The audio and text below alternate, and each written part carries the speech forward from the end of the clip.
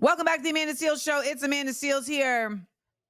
And it's time for some, I don't know if this is pop culture news, but, I don't even know if it's news. But because, y'all see me and this millennial right here, DJ Supreme on a regular basis. You feel me? So an article in the HuffPost highlights recent discussions pointing out that millennials appear younger for their age, while Gen Z looks older.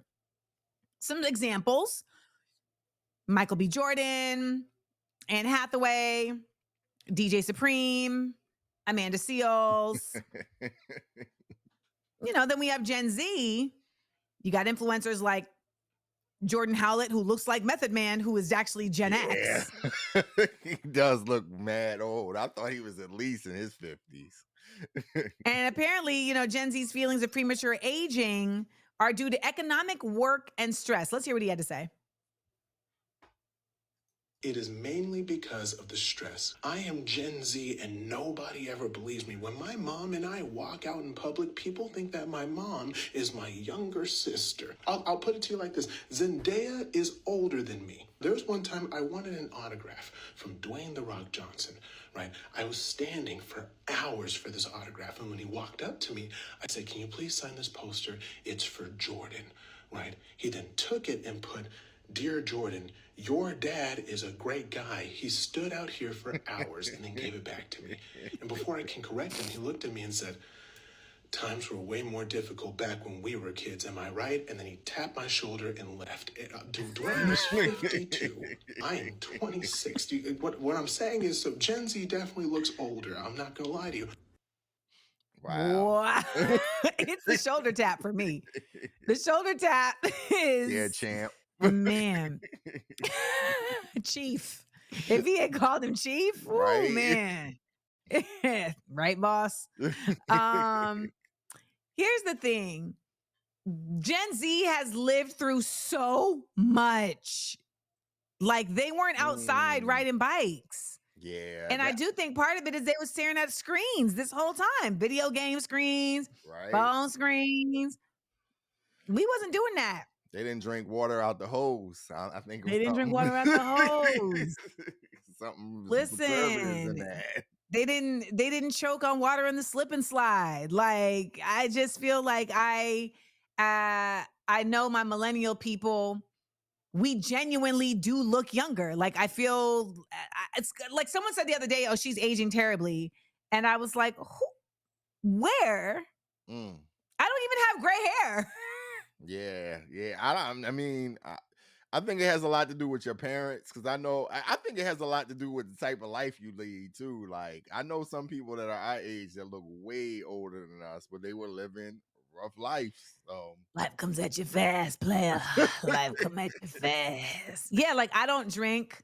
I will have like a Bailey's if I'm in Grenada. That's the thing. I have to also be in Grenada, but ultimately, I drink a lot of water, and I don't smoke, and I don't do any drugs. And I never have. I've never smoked a cigarette in my life. I've never smoked a cigarette in my life either. It's never appealed to Amanda and Supreme. Amanda and Supreme. We're so square. Amanda and Supreme. If that's what you want to call it, I'm not smoking no cigs. Like, we don't smoke squares. We square. We don't smoke squares. Yeah. I was like, why do y'all even like this? It smells nasty.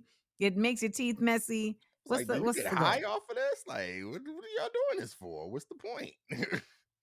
Someone in the comments said they think that COVID is also aging people. Could be reasons. Maybe. So here's some reasons why they say that on HuffPost that this could be the reason. Sunscreen usage. They said that we really were about that sunscreen. We was about that sunscreen life. Okay. Also, they say millennials grew up with expert advice, unlike Gen Z, who have the misinformation from the anti-sunscreen influencers. And the internet. Yeah.